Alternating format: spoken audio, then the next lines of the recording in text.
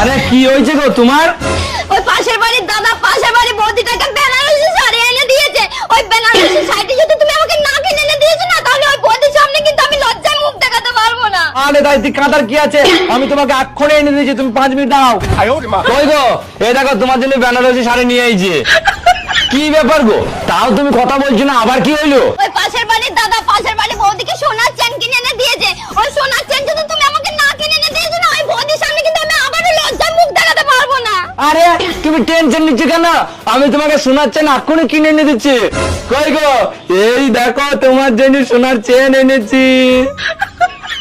তা কি হইলো গো, কথা বলছো না কেন, কি হয়েছে? ওই পাশের বাড়ির দাদা পাশের বাড়ির বৌদিকে স্কুটি কিনে দিয়েছে। ওই স্কুটি যদি তুমি আমাকে না কিনে এনে দিয়েছো না, তাহলে ওই বৌদির সামনে কিন্তু আবার আমি লজ্জায় মুখ দেখাতে পারবো না। আরে তা তুমি টেনশন নিচ্ছ কেন, আমি এক্ষুনি তোমাকে স্কুটি কিনে এনে দিচ্ছি। কই গো, এ নাও স্কুটির চাবি। আর শোনো, স্কুটি বাইরে দাঁড়িয়ে আছে, তুমি যদি কোথাও যাও আরামসে যেতে পারো, তেল আমি ফুল করে দিয়েছি, ঠিক আছে? আমি কিন্তু চললাম। হ্যাঁ আরে কিন্তু তুমি কোথায় যাচ্ছো?